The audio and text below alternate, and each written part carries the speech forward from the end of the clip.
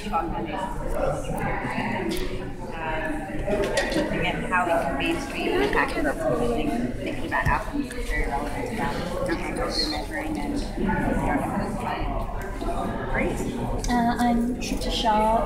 I lead Deloitte's GovLab, which is a small kind of think tank from DC where we explore the intersection between government and other different mechanisms to create public value. But in a former life, I was responsible for the performance management regime for the UK government across the whole of government. So it's my job to negotiate outcome metrics from everything from education to peace. You're at the right table then. Fantastic. Outcome measurement. Good. I'm Hernan Vargas. I'm a director of finance for AC Transit in Oakland, California, and also I run a nonprofit organization that does sustainable business development with the small business owners here in California, and that's where I am here.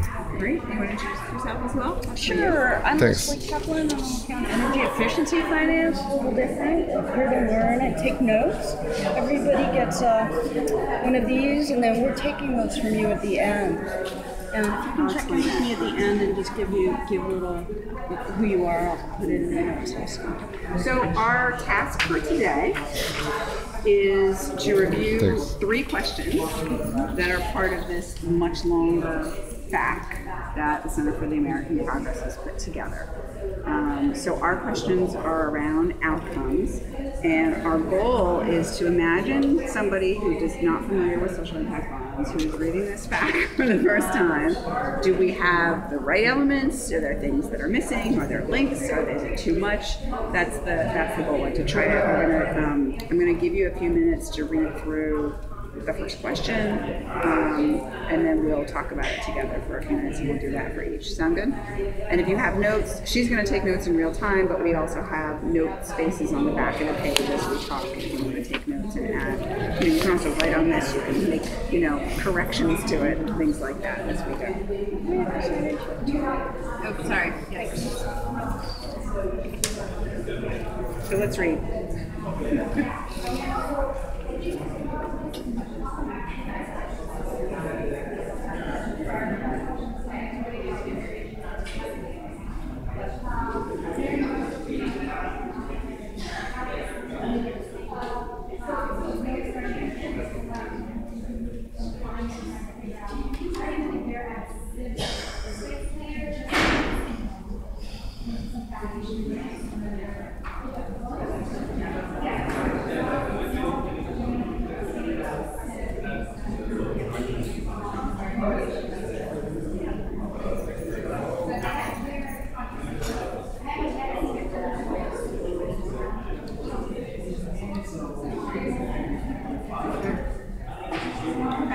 Do you want to just do one question, or did you guys read through the whole thing? Just want to understand the whole thing. I actually think there's some reorganizations we want to do, so let's read through the whole thing together first, and then to come back and talk. Is that okay?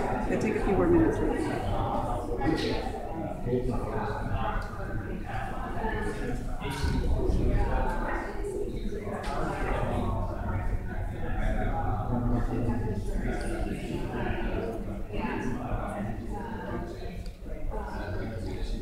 So we're helping revise and define the frequently asked questions. Yes. Okay, the questions and the answers.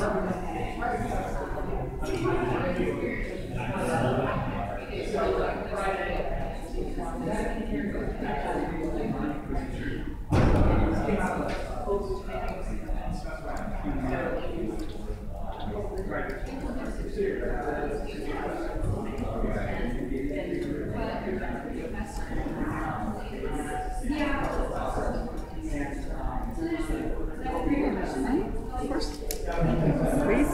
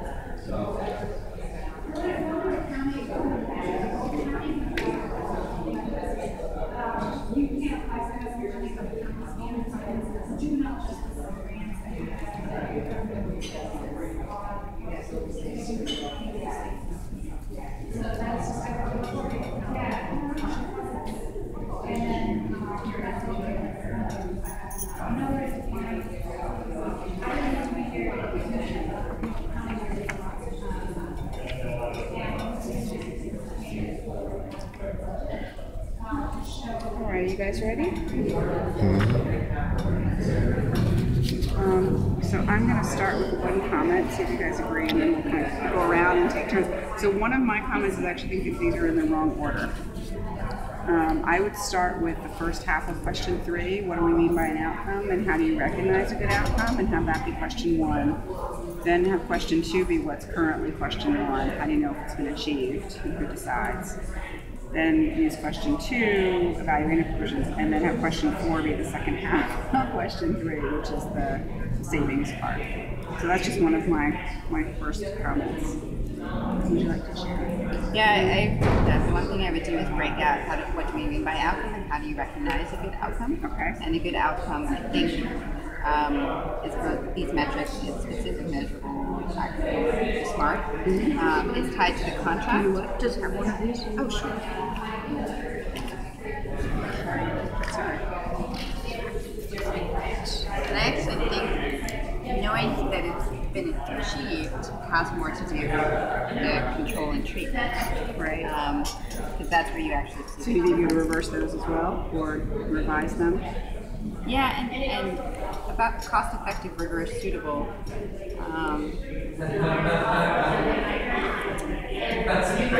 think that also comes to the second part of question 3, how do outcomes drive savings? So yeah. what would you do about that? It's in concrete.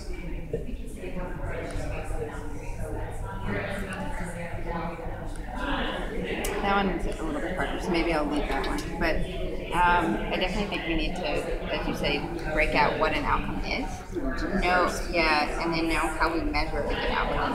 It does seem as if the good outcome is really related to cost effectiveness, right? That there's kind of a... Yeah.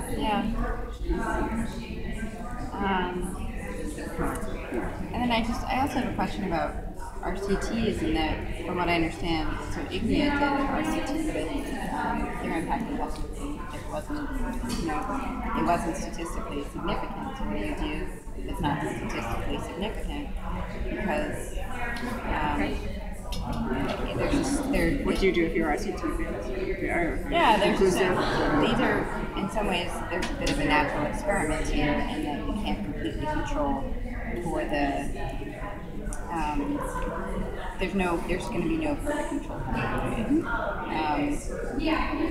So you might be setting yourself up to fail if you say it needs to be extremely rigorous. If you say, this is what seems to be the indication, and then this is how other factors outside have changed. So maybe you might not be clear that recidivism has gone down, but crime has gone down overall. So what is the end? I agree with the order of the questions, and the third one should come first as what is an outcome. I think what would be useful is, as well as describing an outcome, actually describing what are not outcomes to distinguish against it. So I would say, for me, I never allowed an education department to have college enrollment as an outcome. They would have college completion or graduation rates, but they would never have an input, as far as I'm concerned, or even an output as a number of classes taught or anything like that, because I think that actually discourages innovation because it forces you down a particular prescribed route of delivery, and it restricts the ability to really find the thing that works most, or the evidence base of what works most, because you're saying, so what the classic example is, we had this thing to increase the number of women who were single mothers re-entering the labour market because it had, and that was supposed to be the target, and in the end the target was the availability of childcare places, which is ridiculous, because there is not necessarily correlation. If you can't always have a direct outcome measurement, but if there is a direct there's pretty much a very fast one-for-one relationship between, let's say, I don't know, advanced coronary heart disease and a particular treatment and the number of people who've been treated, then you can possibly get away with it by really need to be persuaded that there was a one-for-one correlation, or pretty much as close to one-for-one correlation between something that is measurable, even though the outcome may not be as measurable. So I'm hearing 2 points from you. One is add in examples of what is not an outcome, and the tangible example is an input or an output. Yeah. so I'd such as, say- I think the college enrollment example is nice and clear. Yeah. And then the second thing you seem to be saying is make sure that you're choosing outcomes that are highly correlated to the intervention. Yeah. Oh no, I'm saying that if you can't have a pure outcome, like say you, for whatever reason you couldn't measure lives saved through heart disease, then you maybe measure the next best, which may be the outcome of that. So maybe, but let's say we know that of everyone who gets a particular form of intervention, we know that there is at least an 80% chance that they are going to live longer.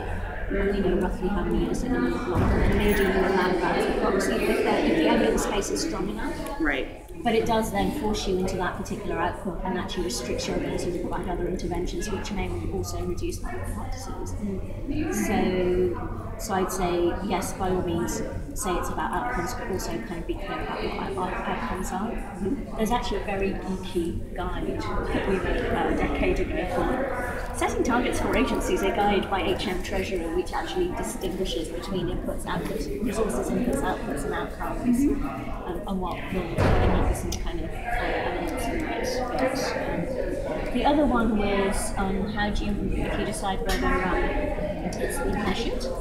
So how do you know if it's been achieved? I'd say that you have to have independence, you have to have an agreed date, you have to have your data set agreed in advance, and it has to be unambiguous, and it has to be kind of caught in the contract that you've agreed on the data set you're going to use. So, we had agencies claim that they had achieved an outcome on a particular metric, but they hadn't on another metric, and so when we then learned for the next iteration around, we actually specified in advance a data set that will correlate to success of a particular outcome being achieved or not, and kind of publicly reported. I wonder if that's part of the way that this is worded, because it says outcomes will be, performance targets will be, as opposed to your agreement needs to include. It's worded in a funny way. Yeah, you just say kind of, it's almost like you want a bullet point list of what. Right. The agreement needs to include the following points. The data sets, etc., etc.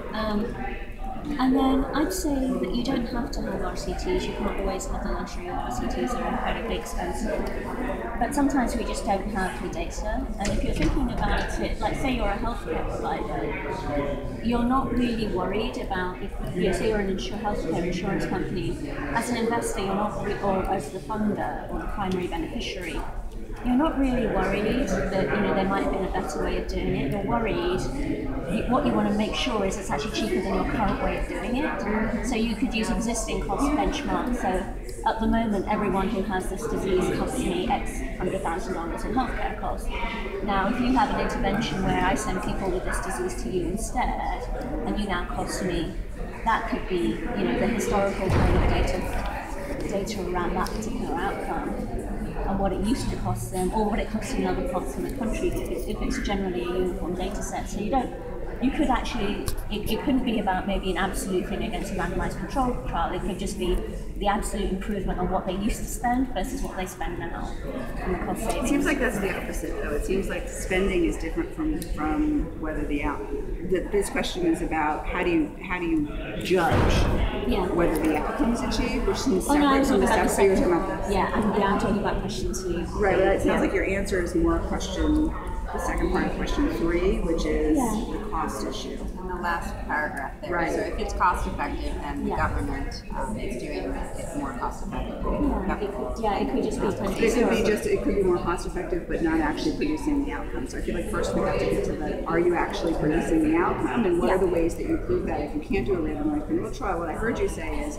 you need to then go to some very convincing comparison in what you've achieved, and there's all these other statistical methods of doing that besides random control trials. There's pre and post, there's comparison groups, there's I think some of those need to be mentioned here, is linked here. Absolutely. So but it's cost per outcome. So what was your previous cost per outcome, and what's your new cost? What is the new cost per outcome delivering? So I think it's a ratio, because if you're doing an improvement on the outcomes, even if you're not exceeding 100%, it makes more sense to do this, especially if it's more cost effective. The bang for the buck, the cost per outcome. That is more about a metric, and you evaluate whether it's going to impact on you or not. You can't just look at the outcome in absolute.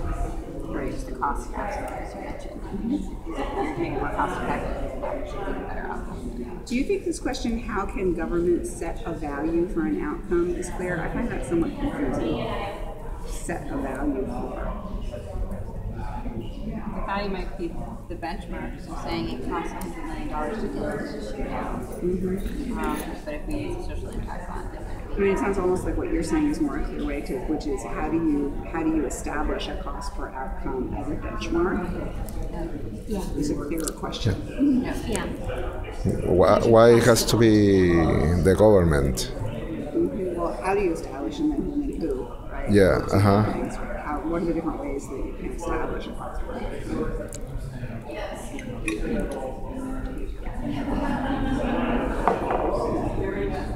Do you have some thoughts for us? Oh, I agree with all what you guys say. You're really smart. But I had a question. So does it matter a lot in the structure of these SIBs if you're not achieving anything, and let's suppose it's an example, right? And you achieve the whole result of the outcome at precisely the very last month, let's say, of the period. You don't have to track any measures during the interim, let's say, 5 years of the.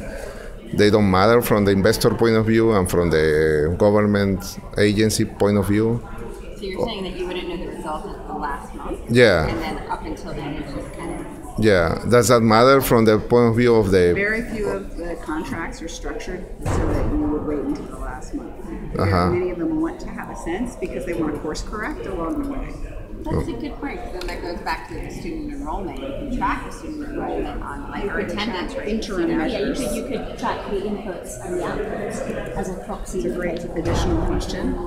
But you wouldn't judge whether the bond should be paid or not on those measures. But as a management tool for the intermediary, they would be absolutely essential, because they would need to know if they've kind of ended up picking the wrong set of providers, or they have early indicators early enough so that they can course correct if they want to and kind of look back. So they need to know whether their trajectory for delivery is happening and if they're on trajectory to deliver. Can you repeat that question? So going back to Hernan's question, Hernan was saying, what do you do, if I understood you correctly, what do you do if you don't know the impact of the result until the very end? And it might be a 3-year or 5-year, something like that. And then we were talking about the difference between inputs and outputs, and then kind of intermediary metrics of success. So how do you structure contracts like that, where maybe the inputs and the intermediate results don't directly translate to the end outcome? So people could have 98% attendance rate and enrollment rate, but their literacy rate at the end, or their graduation rate, like that might not happen. And you have to achieve exactly that target, or no less than that target, let's say. Let's suppose the 10% example that you put here. What if you achieve, let's say, 9%? So would that be... Every contract is different. The contracts have different terms. There are some, like the Peterborough bond in the UK says that unless the recidivism rate is 7% or greater, it's a zero return. Oh, okay. It's a cutoff. Once you get to that reduction, there's nothing happens. There's the ones in the US are trying to make it much more gradual. And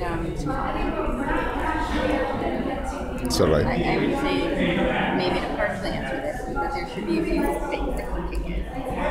You have 99% enrollment rate or attendance rate for 4 months and 4 years and 11 months. Or you have a 92% graduation rate, or you have you can have these and or. So sometimes you need a concurrency of things. Sometimes you need or. If you're off track on the intermediate stuff, and somehow or other you make the end goal, and structure the contract that way, if it's vice versa. You have some.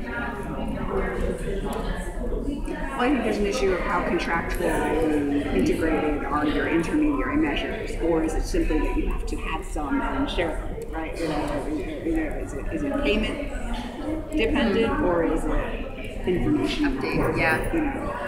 where I think it's going to fit. I would say it's an important part to consider from the contract. What are the interim reporting points and what are the interim reporting measures?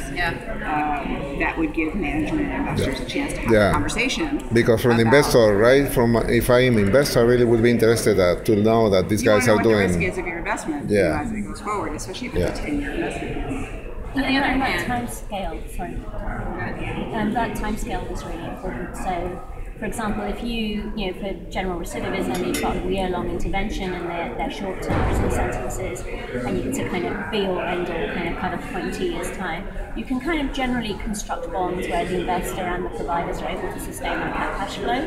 But say if you're more ambitious and you've got an intervention which is around working with 5-year-olds to stop them ending up in prison 15 years later because you're able to identify truly preventative. In which case you may have to have staggered payments that aren't on the end outcome of them not ending up in prison, but they may be their truancy rates are dropped compared to their peers, and all the leading indicators we know that have an impact on whether someone's likely to end up in prison or not. And as long as they're robust and they correlate really well to that end outcome, you may structure your payment system. So I guess it's relatively straightforward in countries like the UK with a parliamentary system. You can actually structure long-term contingent liabilities for governments in 10-15 years' time. In a more kind of short-termist political culture like the US, it may be much harder to construct longer-term products, and so you may have to have those interim output measures along the way, because you can't kind of have liabilities for future administrations because your spending model doesn't allow you to do that at a federal or local level. Anything else that is missing? Any other critical outcome kind of, this is what people really want to know, kinds of questions that are not here? And then I want to go deeper into some of these answers. Let's just come up because we have more time. No, sorry. All right, so what about, we went into the RCT question pretty in depth. What about this savings paragraph? So the do outcomes have to drive savings? Well, it depends on why they're creating this bond, right? If the government is doing it in a cost-inefficient way and the bond is designed to do it in a more cost-efficient way, then that's highly important. But if it more has to do with the effectiveness and the problem is so severe that you're willing to cost-effectiveness is not the main priority. So I think it should be designed into the contract. What is the ideal cost to effectiveness ratio? I like the idea of saying benchmarking against the current cost to effectiveness of government. Yeah. And what would be the idea of coming up with a contract? An example would be in my industry, right, in transit, it's becoming a little bit more common to consolidate and outsource to private providers transit services. But what has happened sometimes is that the transit provider is cheaper by, let's say, 30 to 40% on a cost per hour basis, but all of a sudden on-time performance didn't get too much better. So that's something that the public actually was more interested in, because the fares didn't change from the point of view, but there's been no improvement in the actual social result, right? Which is the effectiveness of this service. So if the name is really social impact bond, probably I guess the more value from the public point of view is going to be on the social aspect more than the financial aspect, right? The financial aspect really is more like from the investor point of view, probably. The government too. But I feel like there's an assumption in the answer to this question that does not match what I have heard some people have been saying about social impact bonds. So there's kind of this theoretical ideal where you want your cost per outcome to be so much lower than the current cost per outcome that there's room to both pay your investors back and pay your service provider. Right? That's the ideal. But I have heard people who are actually working on these bonds say we might not be able to do that with some of these interventions, and it's still worth doing the bonds. To have people think about how to calculate this, to have people have this practice. I feel like the answer here presumes will be designed. It presumes that they won't even happen unless we kind of have this ideal construct. And I would tone this down, the language, to say, look, there's this ideal situation where you're trying to make sure you have a spread that can handle the cost of the bond, and those potential savings is likely to be composed of. I don't like that language either. The savings could come from, right? All these different things, but then have another thing maybe added to that where it says, but it's also possible that over the life of a set of stakeholders decide to do this, even if they're not sure whether that spread is going to cover all these costs. Jeff Liebman at Harvard has said that over and over. He said, I don't actually think this is going to work. We're just going to try it anyway. What it reminds me when you were talking, it was a little bit of the energy efficiency ones, like the states and municipalities offer. So they basically for the energy savings. So it was very similar structure. And so why, if you can show that there's a saving, if you can show that there's a saving to a state, to a municipality, to a government, and it's very similar. And I don't know how they measure that. That's easier to measure, shorter to measure. And I'm not sure this answer asks do outcomes have to drive savings? Maybe that's exactly what I'm arguing. I think it depends on why you're It depends on your purpose. Yeah. So if you're having a huge problem with teenage violence or HIV or coming up with things that are really tough problems to deal with, and the social impact bond and the implementing agency is able to do this a lot more effectively, but it is at a greater cost. But you were to say, if the government were to try to obtain that same outcome, it would cost them that much more. So that's where the ratio of outcome to cost. The criticism has been, to be more specific about it, the criticism has been, on paper we think we might save money, but the reality is, like the recidivism things, where they say, on a per person basis, on paper, it looks like you're going to save costs, but you're not really going to save costs until you shut down the prison. Right? And so, the reality of the government really saving this money is actually probably not going to occur in these pilots, but you've designed it so that if it works, you could do it again and again, and then you actually eventually would save the money. But the point is that people have been saying it's still worth doing it. So I'm arguing a little bit with this kind of, yes, it has to drive savings. It has to potentially drive savings, on a long-term basis, and there has to be this, cost to effectiveness ratio, and the idea that there's a possible spread there that can cover the cost of the bond, but it doesn't actually have to drive savings over the life cycle. But don't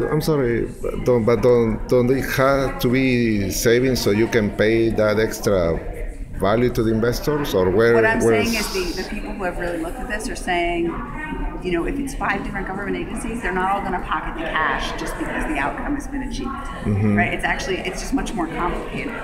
Just because there's 60 men at Rikers Island who don't come back doesn't mean they're going to save the food costs, the warden costs, the heating costs. You know what I mean? Like there's fixed costs that do not align with they don't disappear costs. directly. Right, exactly. And Peterborough is not based, the contract around Peterborough is on marginal cost, not fixed cost, for that very reason, because unless they can shut down a prison, you're not going to actually release that saving. But it was calculated. So actually, the chief economist who designed that method for monetary justice was a really good friend, and they just couldn't. They couldn't actually do it on the basis of reducing fixed costs. So there's a scale sufficient. And here, where and that's where actually, if you say SIBs aren't about innovation, because that's what grants are for, and SIBs are around kind of scaling what works, there's actually an inherent conflict in that, because in Peterborough, it's not going to save money overall because they're not going to be able to. And the marginal cost,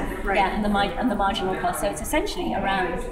That's my argument with this. I don't want to get too detailed in this for the fact, but I do think there's kind of a misleading statement here, which is that we're not going to do it unless there's all this cost savings. Well, how do you define that cost savings? The audience is broad. The audience is everything, so we're trying to keep it like simple and accurate without getting too much into it.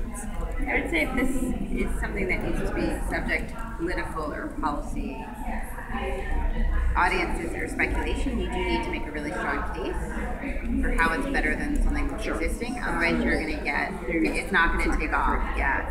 So from that perspective, I think that language needs to be there. Mm-hmm. But then maybe a little bit of a caveat about we realize that pilot programs may not actually pay for themselves during the time of the bond. Something like that. Unless you have how long is your bond?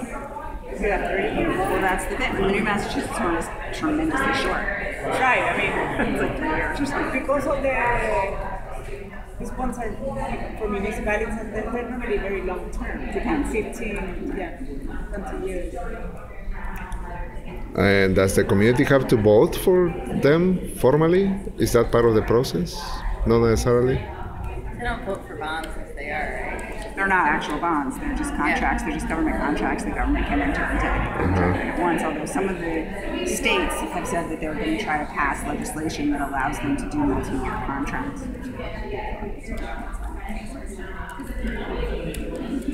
To allocate money for the future government. Yeah, that contingent liability issue is a huge, it would be a huge issue for the US, or certainly in any kind of political system like this. Relatively straightforward in most European countries. And how did this start? How did all this group how did the group got together to create this project? It was in the UK.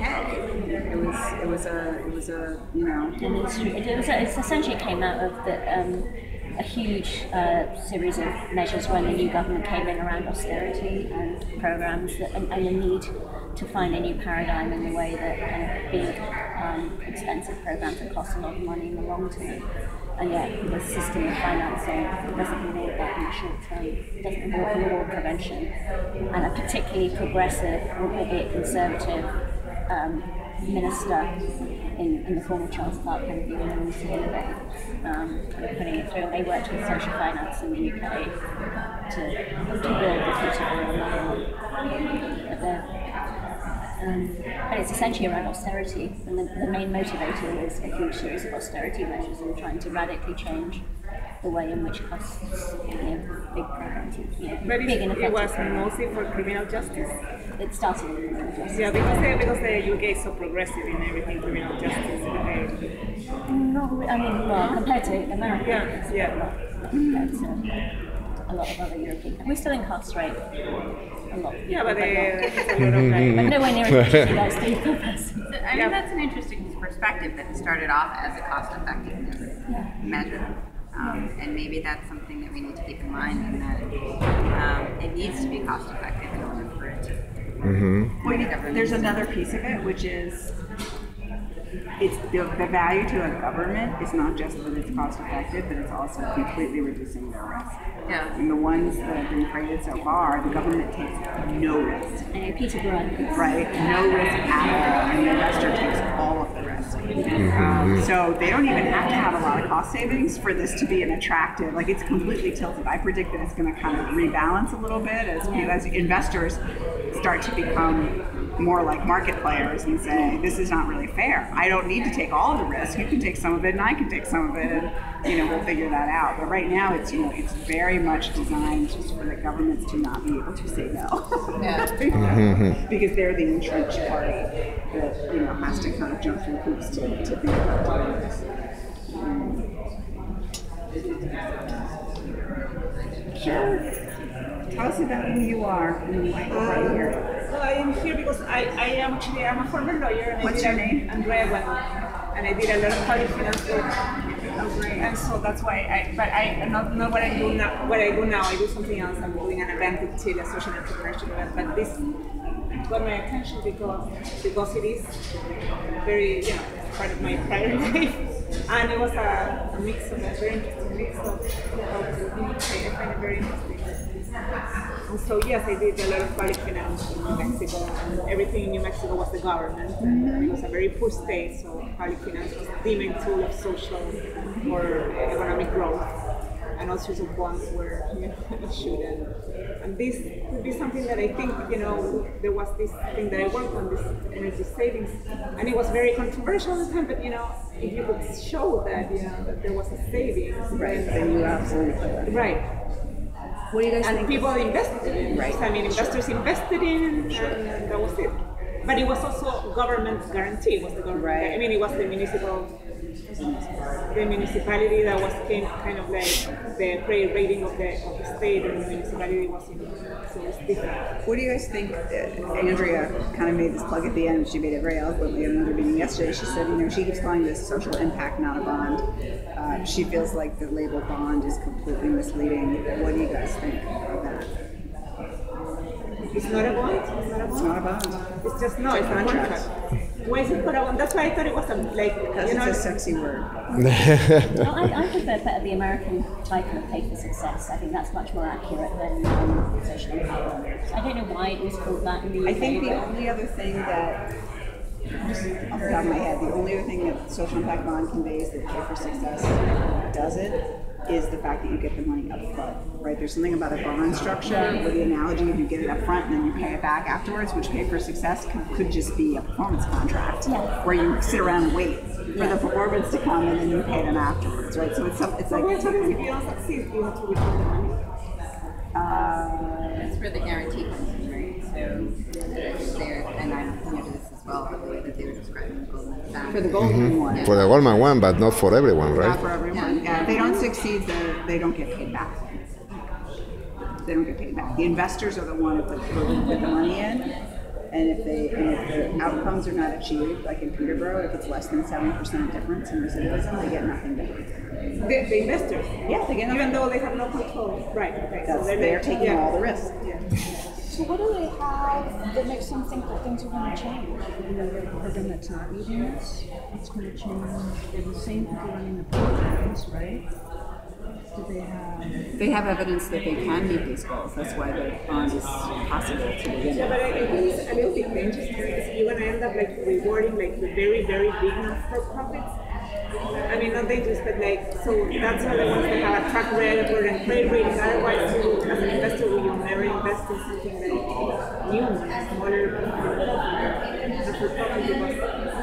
That's what grants are for, and what the point the woman at the beginning was making was that actually in her view, SIBs are not for kind of investing in innovation. That's Right. what No, grants it's are for things. It's for things that have some track record. Big. And the other thing I'd say is that on this, I think there is this continuum of investors, and I think for kind of for-profit investors, it may be huge. Maybe the risk is too large for them. Mm-hmm. But for the philanthropic organisations, they would have written that check anyway. Yes, This way, right? So they might get something back. And so actually, it's what the counterfactual is for the And they're going to have investor. much better data about it than they had before, and there's going to be much better And lessons the and learning system from will it. And the improve. system will understand it in a better way, and all that kind of extra stuff that they're buying with their grant dollar, they're going to buy with their investment dollar, and potentially. So again, that risk-reward profile for them is actually positive as well. If you're a foundation, if you're a CDFI or you're a bank investor, right? And that's why the guarantee. But if you have a track record, supposedly it's because you already have been funded pretty well. Well, what's interesting is the track records are around the outcomes, not around the savings, right? The people are able to say, we've run this program for 10 years, we've done it in a control trial, we can statistically show, this is more likely to have success in this person not coming back to prison than this. What's new is putting the dollars behind it and saying we're going to make a bet on this, and that we're going to put our money towards this. Again, that prevention versus service delivery thing, that it costs less to keep someone out of prison than it does to have them in prison for the next 30 years, and it's the math of that makes it attractive to try to do it in this way. It's only appropriate where someone can make that math. And it's sort of a continuum, isn't it, of different kind of types of output related to performance funding. So it's not really the be all and end all. There are wonderful contracts that the Department of Defence has where the contractors are paid on the basis of how many flying hours a plane has. The maintenance contractors are just like how many hours is a plane, 8 hours in the air rather than in the ground. And there are contracts in Australia where there are fantastic mechanisms where they've radically improved the performance of employment, unemployment services for unemployed people to get them into a job by using algorithms and the different nature of the different kinds of tasks and every year it's got more and more sophisticated and they're kind of decisions and their outcomes. So yeah, but it requires, I think that it requires a little bit of belief in the society or the people that are involved, that there's for example, restorative justice and things like that. I don't know, they're very big in the US, they're more they're bigger in the UK. I mean, it requires a philosophy of life or a philosophy of looking at things that I don't know if it is quite there yet here. Like this whole concept of restorative justice, which is why this probably existed or this was created, is not ingrained as much in the US. It's interesting that be around different kinds of performance, and that if it is a bond or a contract, if it's a contract or paper success structure, however you want to say it, but if it is behavioral change, then control and treatment does make more sense. And if you're talking about a contract, how do you structure that contract and link it to the performance of behavioral change? That was a total blubbering, but it wasn't 100% clear. Going back to the question of whether we should call it a bond or not. Yes. Okay. I would say no, it doesn't make sense to call it a bond. It makes sense to say what it is. It's a contract, and it's something related to performance and getting to a better place of success or what success. Bond is a contract. But it's structured differently. And if you think about it as mostly behavioral change, you're creating. Bond has a guaranteed coupon on it. This one has a zero option. So I'm trying to come up with a better term than a social impact bond. I think it's something like a social performance contract. What? Bet. Yeah, it might be bet. But Going back to casino. It'll be on the next one. It's not true because you are having guarantees. So in that sense, it's having a guarantee. Sometimes there's guarantees. Sometimes the reason there's a guarantee. But some bonds are unsecured, so Yeah, they can say that, hey, but you are taking credit risk. That's what you're taking. You're taking credit risk. In this case, you're taking performance risk. Well, eventually, what I think is these will be rated. I mean, the other thing you get from the word bond is you get this idea that you can start to rate them, and I actually think you could start to rate them over time by the past statistical, chance that they're going to pay back. And the thing with bonds is they're rated based on financial metrics, right? About these can be rated on statistical probability of payback. But what is rated is the behavioral change. It's harder to make that consistency of effectiveness because people and populations are different. That's true, but you can still have, let's say 10 years from now, you have 50% of bonds, and over time you can say that there's an 80% chance that you're going to get paid back from this historical. Right, we have a sample size. And then that's what Australia did with their employment things. They essentially just gave more contracts to the ones that were better at getting more people back to work and started taking, and every year they took away the 10% bottom providers. And so they just actually continuously through their algorithms. So I'm following this out and I just see that because human beings are unique and the challenges are complex and promoting or working with behavioral change, what would end up happening is some sort of selection bias where the people who get selected into this treatment group, who get selected into the ability to be a part of this program, who receives the bond or contract, whatever. And then eventually you're only going to be working with those that already are predisposed to be able to change given this type of program, and then you're biasing the metrics, and To prevent cream skimming, though, what Peterborough does is it randomly sends people to either to the control group or to the provider. In Australia, just randomly sends people, so you can't refuse an unemployed person, so you just get them off the list as they come. But people who are better get more off the list, and people who are worse get less. That's great, but once you add in ratings and metrics, stuff like that, and then they're going to be given preferential financing based on that, or different kinds of terms, it's going to change the whole system. The one from Goldman Sachs didn't require a rating, right? There's no rating. No. There's no such thing. I like Andrea's point about kind of where there's some Europeans versus American countries. I actually think SIBs are probably more powerful in America, where you have unpopular causes that are harder to secure money for. So although people may be willing to fund a program to prevent child obesity, they may not be politically as likely to fund anything that's about nice to Christmas or nice to naughty kids.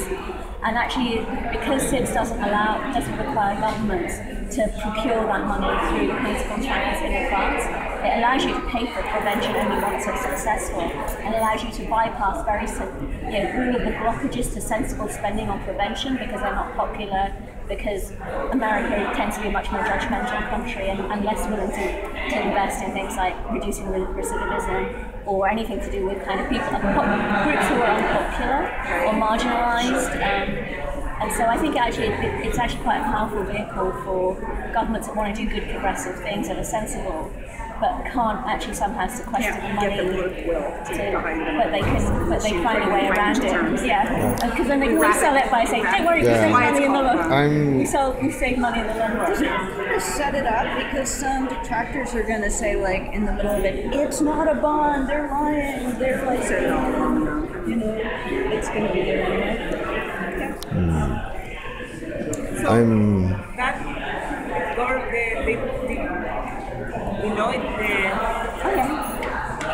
Like government lab, that's what they like similar to McKinsey.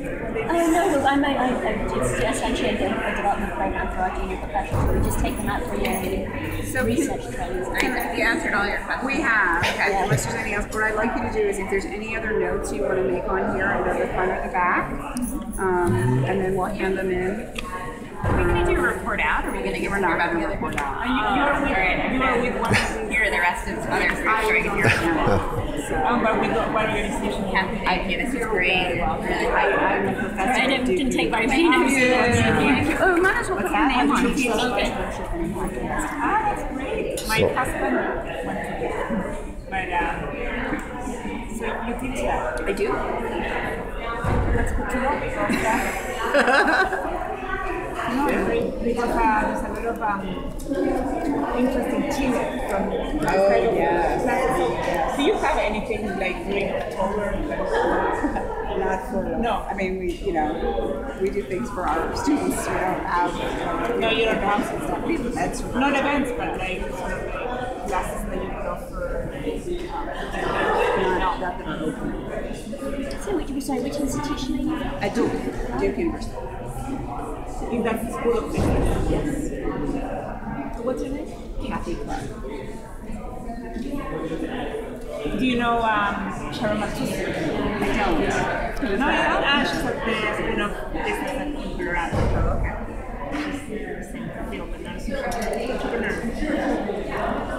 This might be crazy, Jordan. You've just been sitting with me and like making this